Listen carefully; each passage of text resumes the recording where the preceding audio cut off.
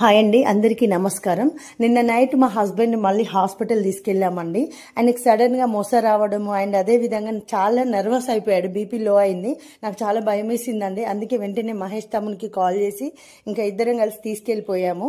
అయితే మా హస్బెండ్ కి ఏంటంటే జూగ్లర్ ఏదైతే మనం ఇంతకు ముందు వేయించామో తొడ భాగంలో అది ఊడిపోయిందండి. ఎందుకు ఊడిపోయింది అంటే 3 వీక్స్ కన్నా ఎక్కువగా ఆ జూగ్లర్ ఉంచినా కూడా ప్రమాదమే అండి. అందుకోసమనే అది ఊడడానికి వచ్చే టైంలోనే అక్షయ కిడ్నీ సెంటర్లో నేను దాన్ని టెక్నీషియన్స్ తోటి రిమూవ్ చేయించి డ్రెస్సింగ్ చేయించి ఇంజెక్షన్ కూడా ఇప్పించాను, ఇన్ఫెక్షన్ కాకుండా.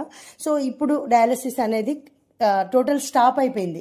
కాబట్టి నేనేంటంటే ఎంపీ గారి సహాయంతో ప్రతిమాలో ఫర్మాక్యాత్ వేయించాలని ప్రయత్నం చేశానండి. కానీ నా దురదృష్టం అక్కడ వాళ్ళు ఫర్మాక్యాత్ వేస్తే కూడా ఛార్జ్ 30,000 రూపాయలు అన్నారు. అండ్ అదేవిధంగా అది వేసినా కూడా మేము గ్యారంటీ అనేది ఇవ్వలేమండి. ఎందుకంటే ఫర్మాక్యాత్ వేయాలి అంటే బ్లడ్ ఫ్లో ఉండాలి అండ్ ఆ పేషెంట్ కండిషన్ అనేది కరెక్ట్గా ఉండాలి అండ్ వెయిన్స్ కూడా సపోర్ట్ చేయాలండి. మీ హస్బెండ్కి ఆ 3 కూడా డిఫాల్ట్గా ఉన్నాయి.